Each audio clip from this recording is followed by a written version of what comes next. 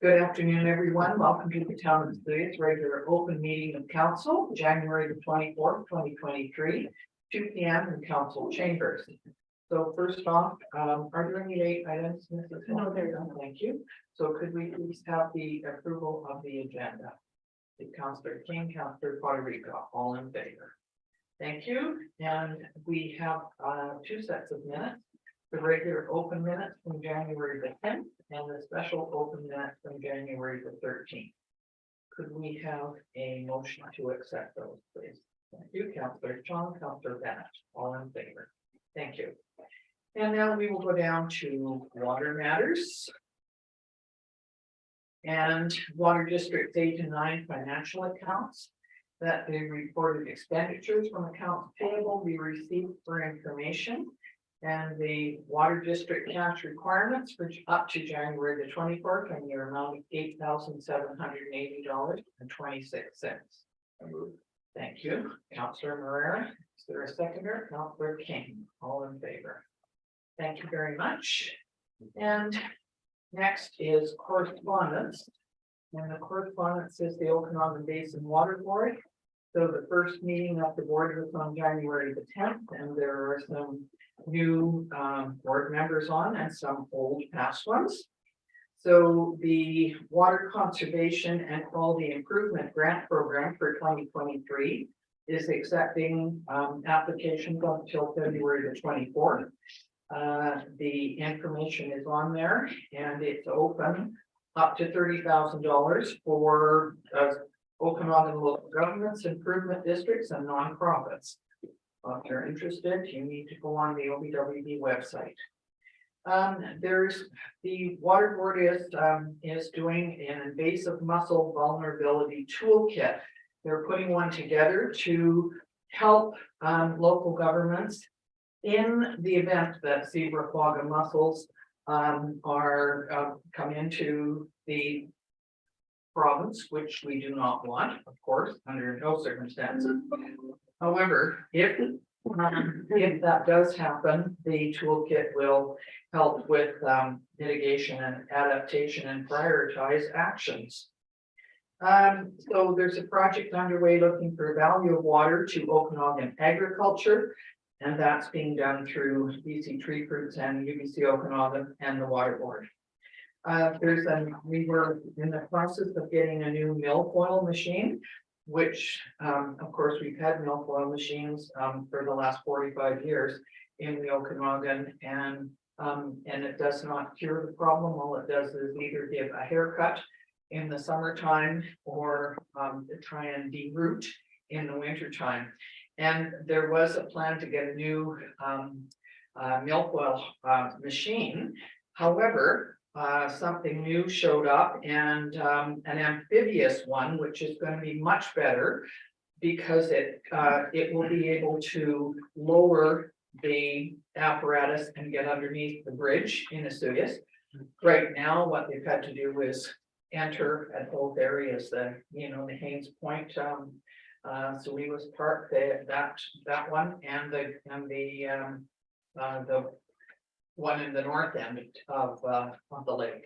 And so this will be better, but it's more expensive, and we were going to buy two, and so now there's going to be one, and it will also work really well for Vassal Lake, which has just been put on the list of lakes to get the milfoil out, and there's some quite interesting pictures, and I think we saw one at one of the board meetings. And there, if you go on the website, you will see the Make Water Work and the Don't Move a Mussel campaigns. Very well explained from last year, and of course they will be coming up again this year. So I will just ask for someone to move that the Okanagan Basin Water Board highlights be received for information. Can I ask a question? Yeah, sure. Thank you, Madam Mayor. Would we be in conflict, the town, to submit for some funding? Would you be the chair? Absolutely not. Doesn't Okay. have, it would be the staff that would look at it. So Okay, thank you. absolutely, Thank you. apply for anything. Okay, so are you making the motion, Yeah. Councillor King? Thank you. Thank you, Councillor Puerto Rico, seconding the motion, all in favor. Thank you.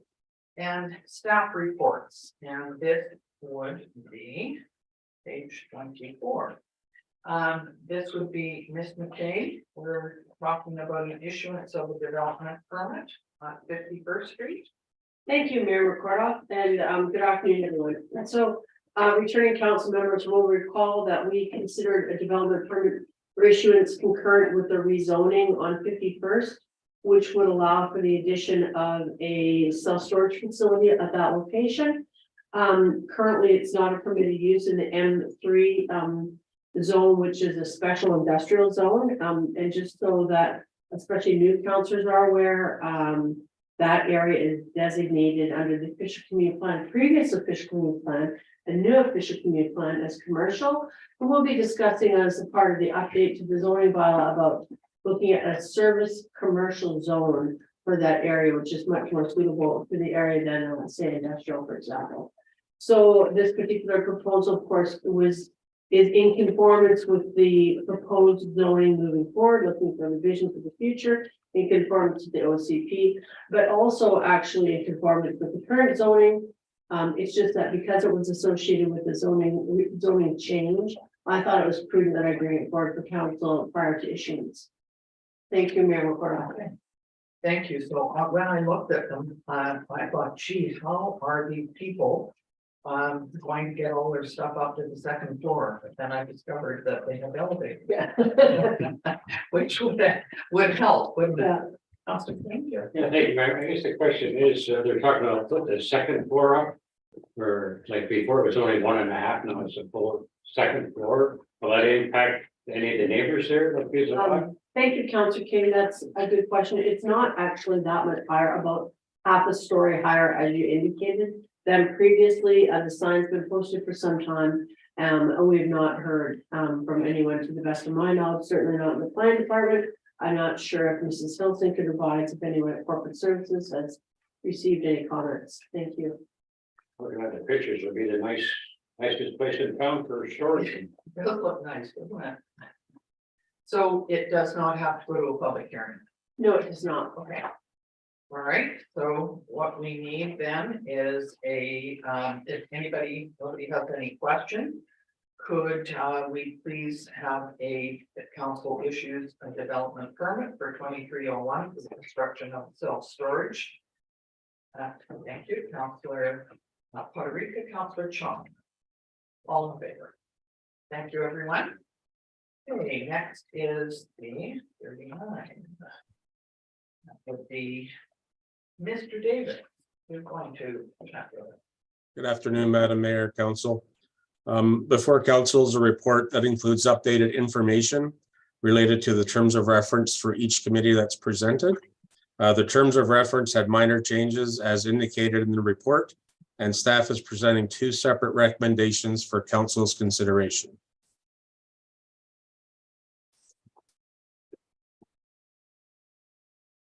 So you're not going to explain those, we're just going to have a look at the resolutions and all right, so Councillor King. Yeah, thank you, Madam Mayor. I have a question. With the community services, the representative from town can't vote, yet on the accessibility committee, he can vote.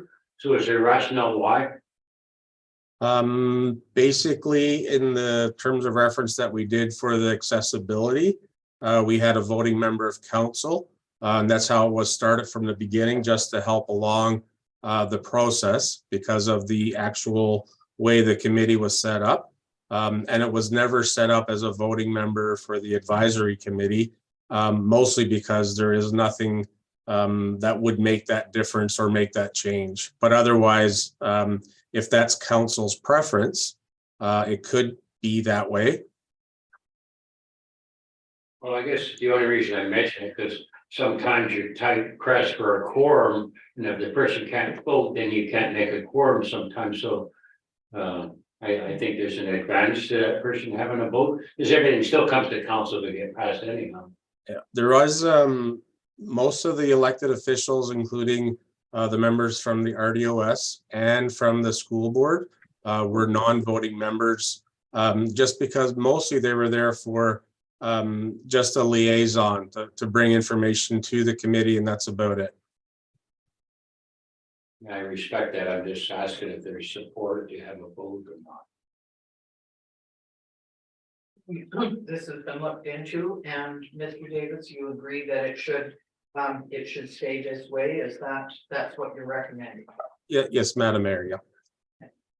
All right, so we I have gotta ask- 2 resolutions. I gotta ask another Sure, go question. ahead. I guess it's concern from the public. I know it ties into us calling it community services, but a lot of people don't quite understand the sort of Parks and Rec committee, because that's more than 80% or 90% of what it looks like, as far as the rec facilities and green space. So I'm wondering if there's a way of maybe putting in a hyphens or something, community services / Parks and Rec or something, so the public can more understand what that committee really is. I think we can address that. We can either address that in the terms of reference themselves or when we advertise to make sure that it's clear to the public. So this committee would be responsible for Parks and Rec or Parks and Rec's activities or initiatives brought forward by the community, really. If that's the route we want to take. If it wants to be renamed, again, if that's council's wish, we could do that as well. Well, I'm not necessarily looking to rename it, but I think when you advertise for volunteers, you should kind of put Parks and Rec in the conversation. Sure. Yep. It would help you get some new members. Yeah. It certainly looks like it with the purpose. It includes all of the things in the purpose, number 1.0, doesn't it? That is correct. Yes, yes, ma'am. Outdoor leisure, environmental programs, and greater sustainability. So, In the newspaper, they don't see this. yeah, I know. So, yeah, and I think it's not a bad idea too, Mr. Davis, to explain what the Community Services Advisory Committee is a little bit more, especially if you're having trouble, if you have enough people that have appeared to be on it. I think we've recruited a few new people for sure this time around. The accessibility committee we have more than enough people. Yeah. But the advisory committee for community services for sure. What we can also do is put a link when we advertise right to the actual terms of reference so they can easily get that. And also make sure if anybody is interested, most times they usually send not quite a resume, but a letter indicating why they would think they, or what contribution they would have. And then that's up to council because that would come back at a later time to appoint those people.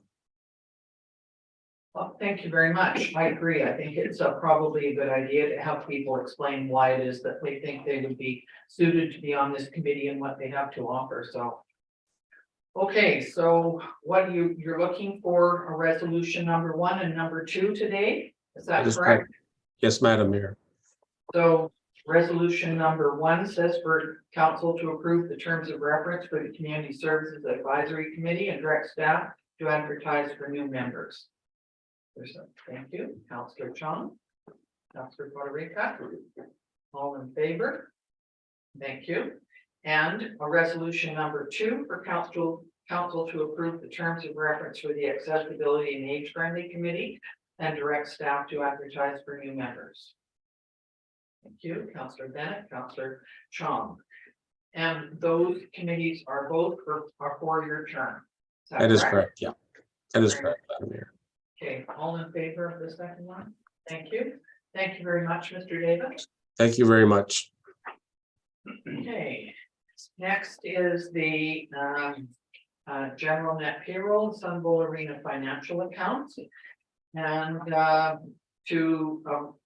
the recommendation is that the reported expenditures from accounts payable and payroll information be received for information. So general cash requirements of $575,937.27. Sun Bowl cash requirements of $11,571.73. And net payroll accounts of $98,170.23. Could we have a motion, please, to accept those for information? Councillor Guadarica, Councillor Chong, all in favor. Thank you. And next is the summary of the building reports and, this is the month of December, right? So, I thought I'd seen this one We did. before. So, have we not, is this? Thank you, Mrs. Wilson. Thank you, Mayor McCarthy. You'll recall that we had, some discussion about whether or not $750,000 was appropriate for renovation. Well, in fact, it is correct. Oh, all It's right. actually almost a complete. I think they say on HGTV at that job. So they're redoing the entire place, pretty much adding another floor. So that was the correct number. So council Wow. didn't accept the building permit records last council meeting because it seemed that seemed incorrect. Okay, So thank It's you, not. thank you very much. Okay, well, that's a lot of money. So, what we need to do is just accept it for information. Did we do the first one, Mrs. Dalton? We did the payroll, general net? I guess we did. Yeah. And, so that the building permit report for December 22nd, 2022 be received for information. Counselor Bennett, Counselor King, all in favor. Thank you. Okay, next is the zoning amendment bylaw for 10 Wren Place. Ms. Curtis. Thank you, Mayor McCarthy. This report is for the zoning of the property located at Wren. The applicant is proposing to amend the zoning bylaw in order to split the property into 2 small lots. Administration is recommending that zoning bylaw application zoning 2106 be accepted and that zoning bylaw amendment number 1085.137 2023 be read for a first and second time. The proposed zone of R2 single family residential small lot would allow for a minimum lot size of 400 meters squared. Attachment 5 shows the proposed site plan for the rezoning and subdivision. An easement would be required over the proposed new lot, which is shown on the drawing that's proposed to lot 1. In order for the existing property, proposed lot 2, to access their current residence. The subject property is located within the Meadowlark Plan area and in the Agricultural Land Reserve. The Agricultural Land Commission will require that an application for exclusion be submitted should the application be accepted. Administration is of the opinion that the site is suitable for a smaller lot size. Seeing as proposed lot 1 is at 455 meters squared and lot 2 is at 706 meters squared. And that the subsequent subdivision of property would comply with the OCC density requirements. Notice of development sign has been posted since January 5th, 6th, and has been available for everyone to see. Should first and second reading be granted, administration is proposing that the public hearing take place on February 28th, 2023, following the required notification process. Should the successful third reading occur at that date, then we will move forward with an ALR exclusion application, which we will the Agricultural Land Commission in order to finally approve the amended bylaw. Thank you very much. So I went in to see Leah today because I said, looks to me like you've got 3 lots. So would you like to explain Sure, my yes. question today and why I was confused about that? Thanks, So, Curtis. Madam Mayor was confused over the green line that kind of looks like it's creating 3 lots. That being the green line where it says 11.400. That is not a line dividing 3 properties, but rather it is just giving the distance between the 2 different lots. So proposed lot 2 goes from the east to the west of the property, completely across the bottom. So lot 2 is the long one, and lot 1 is the smaller one to the side. So I even actually drove down there to have a look, and I could see, it looked to me like there was a road going through somewhere else. So I had to go and ask those questions. And there is a what do you call it, SRW. It's called a statutory right of way. Correct. That is going through there too, but it also looks almost like a roadway to get into lot 3. And that's why I was confused. So thank you. Is there, go ahead. Councillor King. I kind of had the same question. So are you saying in the future that someone wouldn't come forward and propose development on lot 2? The proposed lot 2 is where the current residence is located. Oh, that whole length is. Yes, the entire length Oh, is the okay. proposed lot You put a 2. line between. Yeah, Um, so lot 2 has the existing residence on it. That's- Yeah, That's why, yeah. And OCI has made comments in the Yeah. past, they don't want another entrance coming off of the highway. So they're not gonna be able to put a driveway coming off the highway to that small portion, so it wouldn't be viable for a third lot. One other question. We're kind of looking at the picture. I don't know if this is what's going to be built, but it kind of looks very high with parking in the basement. Or under on the first floor. And that's the drawing that was submitted with the application, correct? Yeah, the colored one. Yeah. So this was what was submitted, as like a general idea for what may be proposed. They haven't submitted any kind of building permits to us, which they won't until we are So finished with. there is the- a height restriction in that area. Though, right? Correct, yes. Thank you. Okay, so today what you're looking for is the zoning bylaw be accepted. And that the zoning bylaw application you read for first and second time, is that correct? So do you need those as two? Yes, please. All right, so would someone like to move on option A, zoning bylaw application be accepted? Councillor Bennett and Councillor Sean, all in favor? Thank you. And how about the second part, zoning bylaw application? Thank you, Councillor Puerto Rico, Councillor Sean, all in favor. Thank you very much.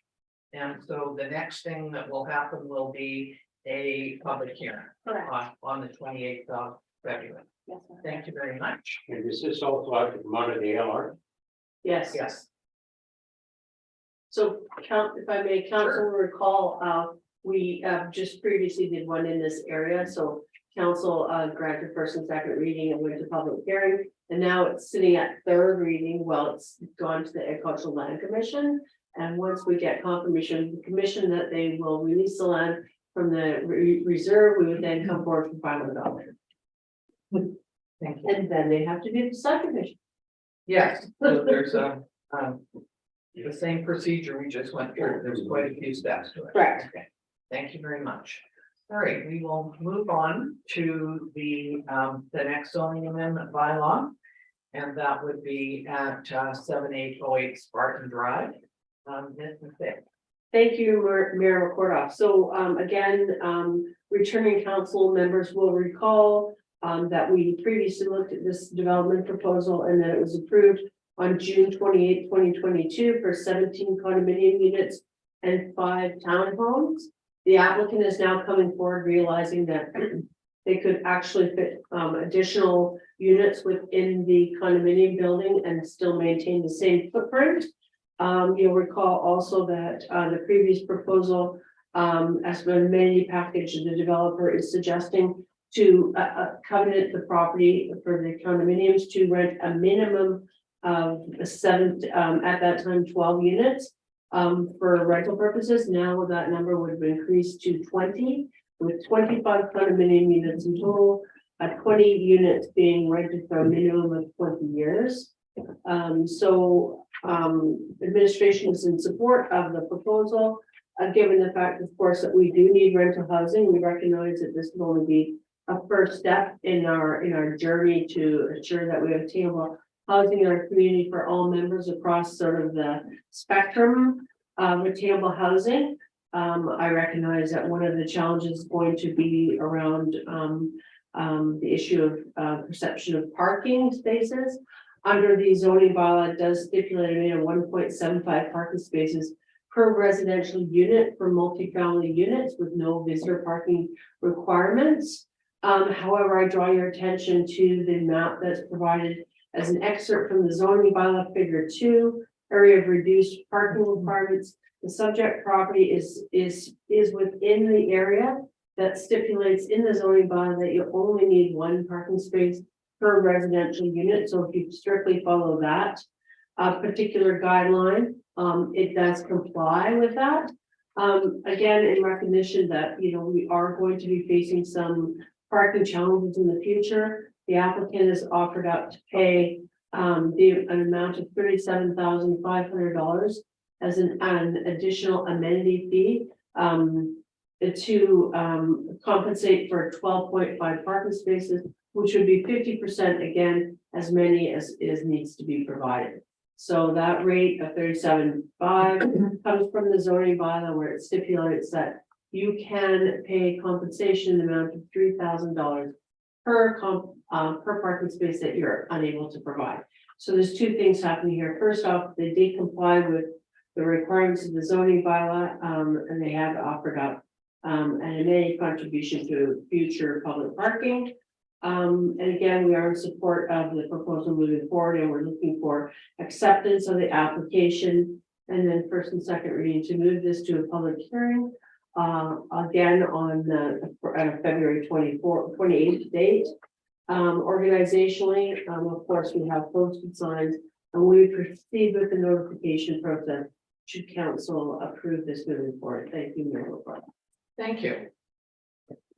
So, I read this over quite a few times. Mr. Neil said few comments, your worship. Sure. I think the overview was fantastic. The administration is, you know, recommending this. I know this is a difficult decision for council. We're torn between providing additional housing for not only our mid to high range salary folks in the municipality. We heard even this morning from Insurance Health that they're having problems retaining staff. So that's a concern to the entire community, as well as even the town. We've had struggles filling various technical positions, as well as the summer students, of which many businesses have the same type of a problem. So whenever you can expand that housing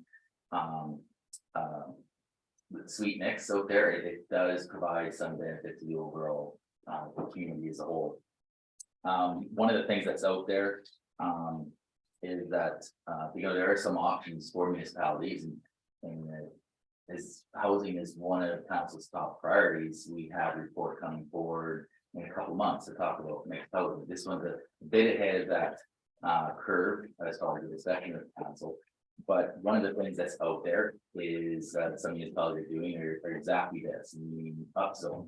So if a developer is able to provide some added benefit to a community, there is maybe some concessions even to the municipality to compensate for that increased density or profit to that developer. In this case, some cases indicated that there's some funding going towards the parking, and obviously there's 20 units that are going to be in the full rental pool. So there are some benefits, but I also understand the difficulty in that densification is also a problem, right? More people that we have in the community, we have several struggles from the infrastructure perspective. We talked about water quite a bit.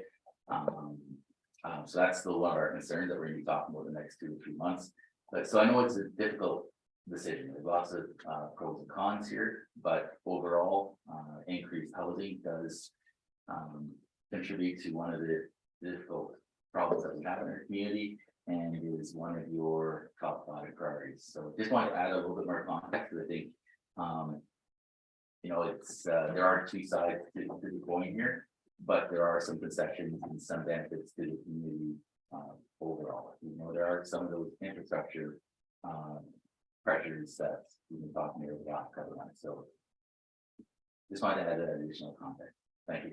Thank you. Go ahead, Councilor Kane. Yeah, thank you, Madam Mayor.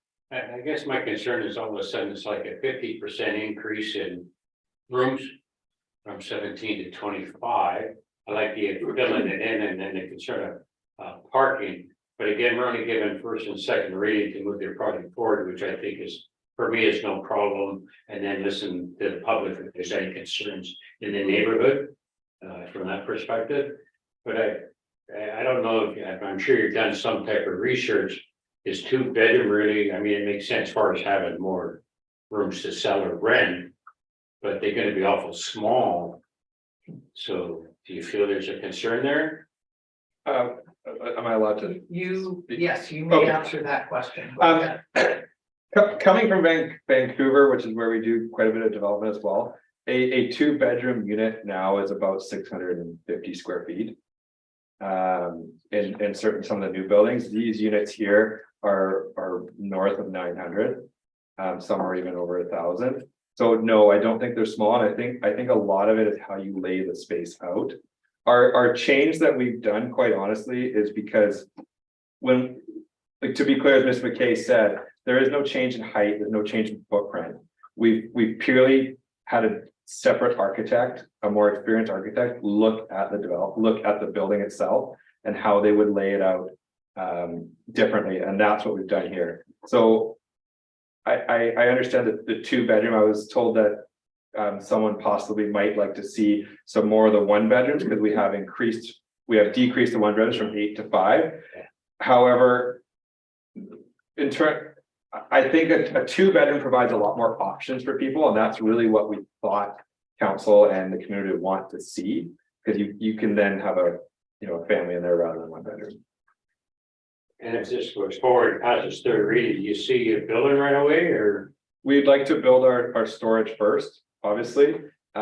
We've already engaged civil and mechanical consultants, waiting on approval. And we have spoken previously to True Consulting, Stephen there, who is the town's engineer, about the services, specifically water at that location.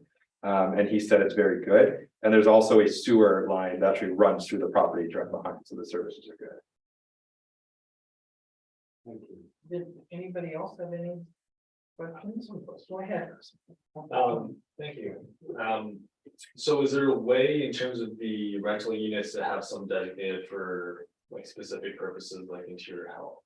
Like only, for example, like have interior health.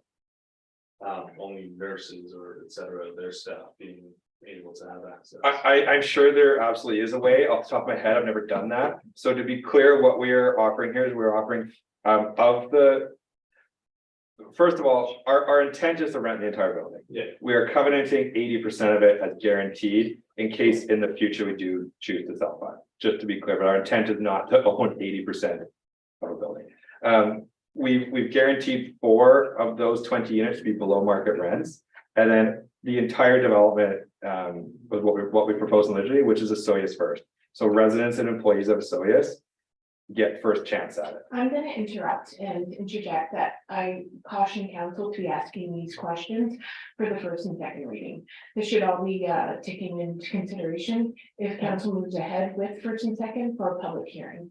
And you're quite right. Thank you, Mrs. Hilson, for that. So normally we would have to do it that way, just that question started. Chief. Sorry. No, it's not your fault, not at all. So what we will do is we'll deal with it the way we have to deal with it today, and then at bay.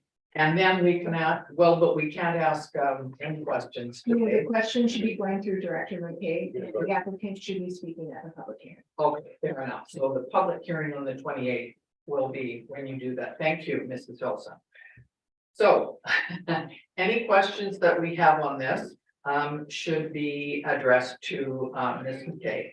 And I guess my concern is, Ms. McKay, is parking. And it's not just the parking for the residents, which is 1 per unit and 2 for the townhouses. I get that. But anybody who comes to visit, anybody who is, there's so many things that are on down there. We used to have a lot of people come and park along there because they needed a place to put their trucks or their trailers or something when they were putting the boat in their water. And now we do not have that property to address that issue, which was helpful. Get it. I'm a little concerned about the overall picture of what parking is going to look like down there. And if we need any, you know, an ambulance or fire or police or something, are we giving ourselves enough room to deal with those issues? And would that, after the second reading, would those types of things be looked at, or should they be looked at now? Thank you, Mayor McCarthy. So first off, with respect to emergency service vehicles, that is looked at as part of the building permit process, and it has been reviewed by emergency service staff in the town of Suez. So I don't see that as being a challenge. With respect to the parking, I will bring to your attention again, the fact that this property does fall within the area that's considered exempt from the 1.75 spaces per unit. They have provided 3 additional visitor spaces. Again, I do live in the area, and I can assure you that, yeah, sure, there's some parking issues on 2 or 3 days a year. The rest of the time, there is empty parking along that street, along Spartan Drive. And we all know which days are the busiest days in town. But you definitely, we're gonna get an increase in cars everywhere in the town, and that's why we do have that funding mechanism to look at some future public parking. Thank you. I'd also like to point out that the zoning bylaw, which has the picture there, was done in 1998. And that, at that time, the population of the town was about half what it is right now. Yeah, maybe 3,000. So that would have made a difference in their thinking at that time, that's all. So, Yeah, I have one last question. Thank you, Madam Mayor. Ms. McKay, I guess, has accessibility been looked into for people with needs? Yes, thank you. That's a very good question. It is an accessible building, and it does have an elevator from the park bay. I guess I look at the washrooms, and once you get inside a room for people to move That around. can certainly be incorporated into 1 or 2 or more of the units. I mean, that's something that is done pretty much everywhere these days. Nowadays. Okay, thank you. okay, anybody have any other questions of Ms. McKay? Okay. So, we're looking at, I'll move option 1A. okay, that the zoning application be accepted. Is there a second? You, Councillor Federica, all in favor? Okay, numbers would be recommendation 2, that would be B, that the zoning amendment bylaw be read a first time. Councillor Federica, Councillor Chong, all in favor? Thank you, and recommendation C, that the zoning amendment bylaw be read a second time. Councillor Bennett, Councillor Chong, all in favor. Thank you. Thank you. Okay, we're going to move on to.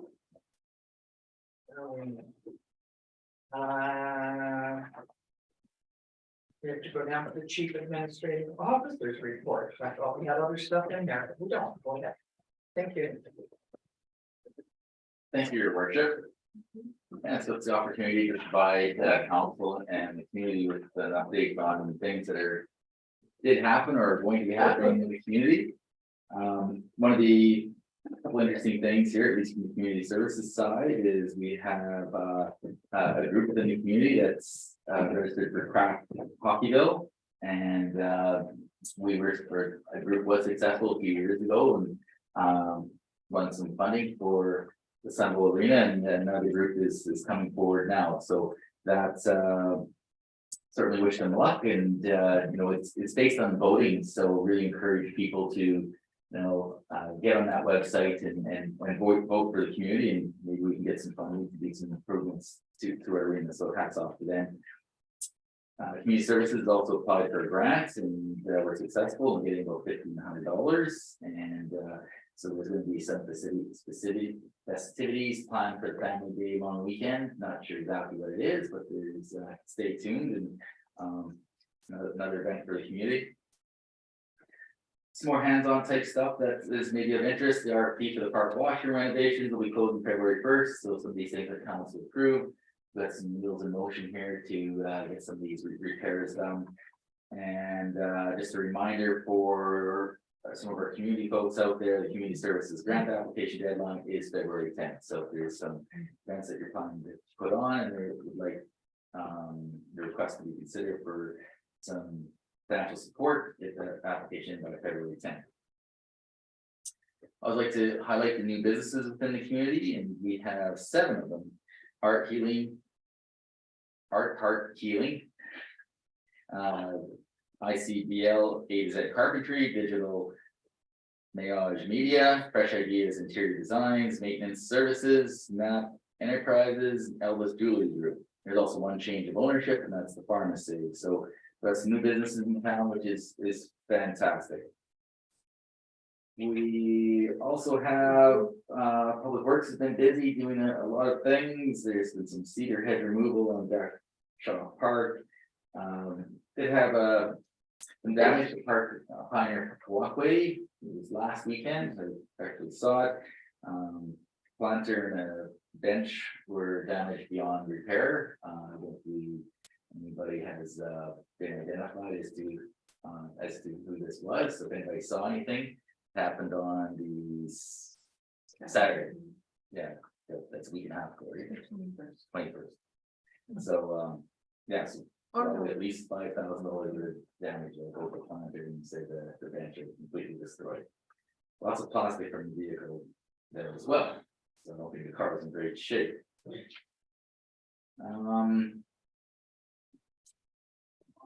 85th Street Plaza, we got past the first stage of the applications. That's positive. So we're moving on to that second stage applications. So there's a lot of work to be done to before we can submit this stage application, but I think it's a positive in that we got through the first part. And landfill, the new scale and scale house are fully operational. So I know that took a while, but that's great news. And there's also some new signage being planned for change in the recycle BC area. So you've probably seen some news out there that there's some changes to the recycling program. In addition, one of the things we need to improve upon as a community is to ensure we're recycling what should be recycled. An audit came back, we did spot audits on our recycling bags, and we're well beyond the required limit of 3% contamination. We're sitting around 8%. And if we don't improve in that regard, our costs are going to increase. So positive news, we do a lot of recycling in the community. Bad news is, and I know it is difficult, there's a lot of rules around recycling, but please just take extra care in what you put in the recycling bin. Certainly don't want our costs to escalate in that regard. So that concludes my report. Thank you very much, Mr. Risling. I'd like to point out that e-news, which Mr. Risling just mentioned, is an excellent way of getting information from the town. And I'm not sure how many people actually have signed up for e-news, but do you have an idea? I think it's just over, I think it's sitting right now at 1,005. Oh, good. Well, that was an improvement from the last time I asked. I think it was about 500. So we really encourage people to do that because that's a great way of getting some current information. Thank you. Thank you, Madam Mayor. Is there any update on the Washington Lions Park or the parts or pieces come in? Acton Electric is down there today. Yeah,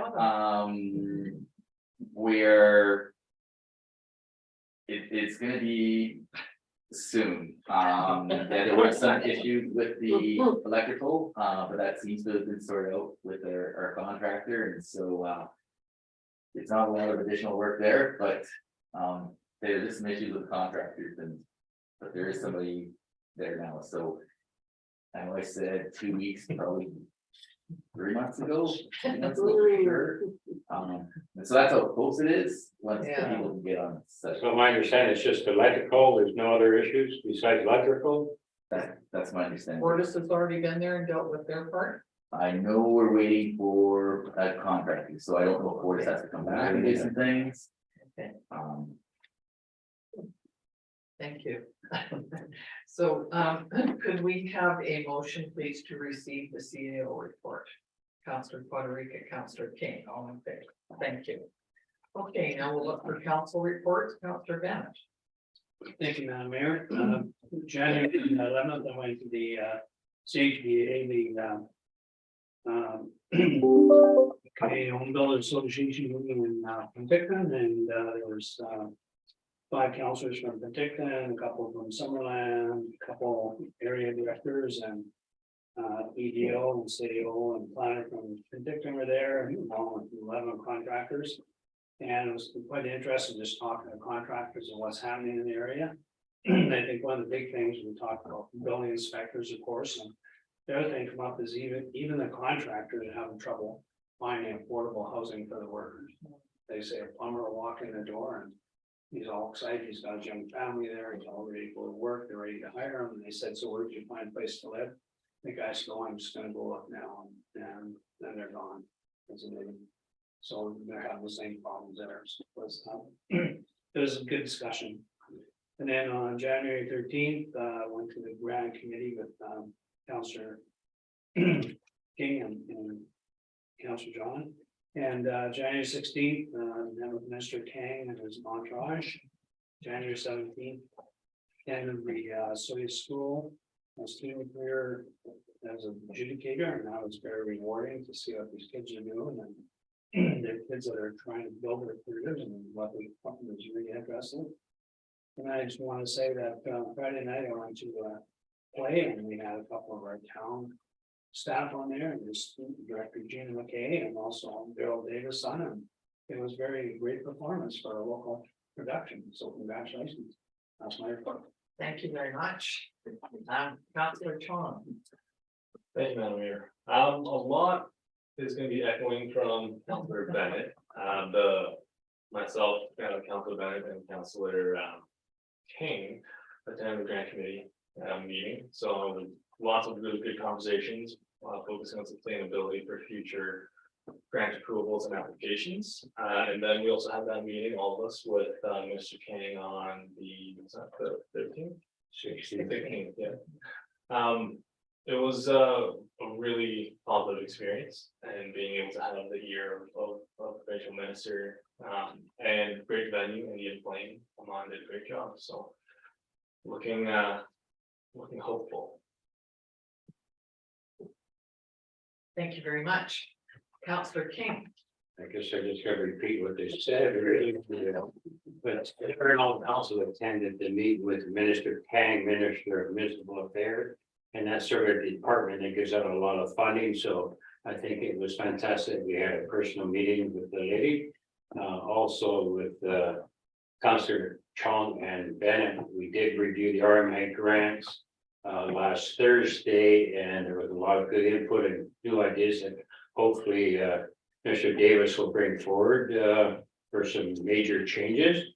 And again, along with Councillor Bennett did attend the theater act on Friday night at the little theater up at the high school, and for a small theater, great production, a lot of interesting people in the play along with some of the town staff. So again, kudos go out to the people that were involved there. Thank you. Councillor Quadrica. January 12th, I attended a regional district seminar on code of conduct, yourself and our CEO. The 16th, we did meet with the Minister Kang and the senior ministerial staff of Veterans Affairs here in town. Really good conversation. And on the 20th, also it's at the regional district, this time on another really good seminar they hosted as well. They're a good opportunity to meet with local councillors, mayors, and area directors for the regional district. Good, thank you very much. So I won't repeat all of those because I was at all of them too.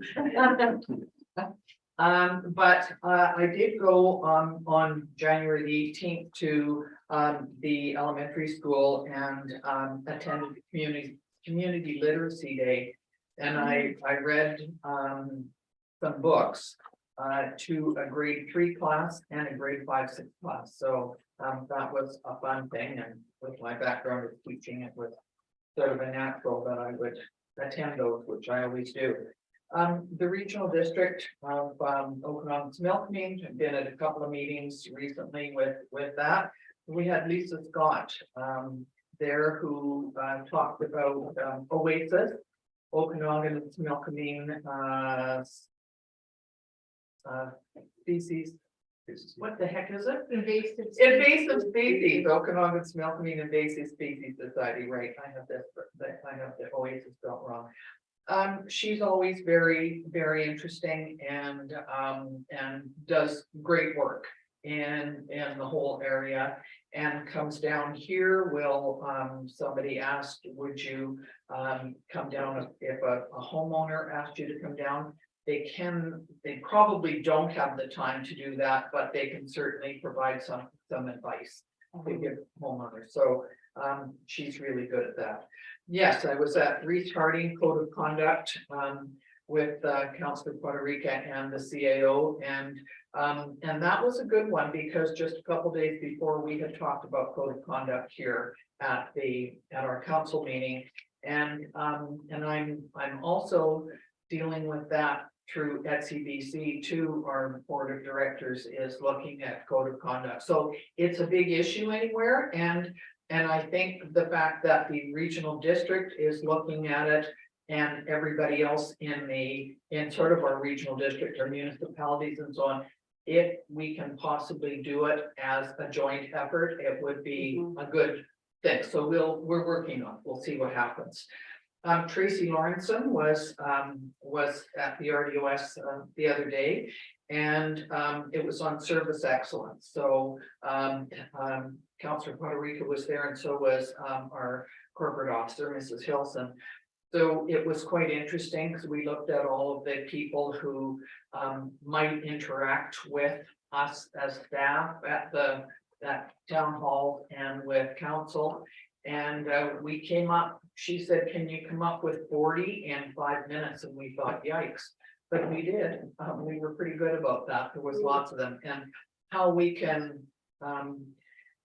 offer good service in a polite, respectful way, and how we can deal with the public, which is a big thing in our business. Yes, enjoyed the Double D Diner play at the mini theater.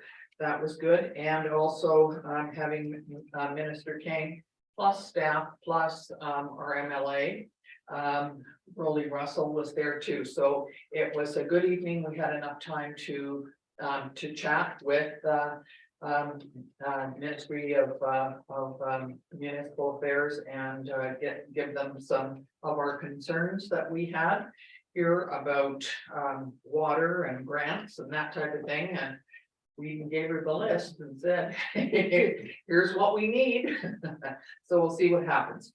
So I mentioned this morning that I had been on yesterday Zoom meeting with Interior Health and the mayors and regional hospital district chairs. And so, you know, they look at it a little bit differently. It's not what the medical needs are in a municipality, but it's looking more at the community health care workers and that type of thing. So we've heard some of that this morning as well. But it's always interesting to get other people's perspective and see what they're doing. And we all seem to have the same problems. There's a lack of housing for staffing, and staff have a really good, anybody who applies for a job usually is pretty well trained and has their pick of where they would want to go. So it makes it a little bit difficult to always get what you want. However, we continue to work together with the regional district and with Interior Health to see if we can't come up with better solutions.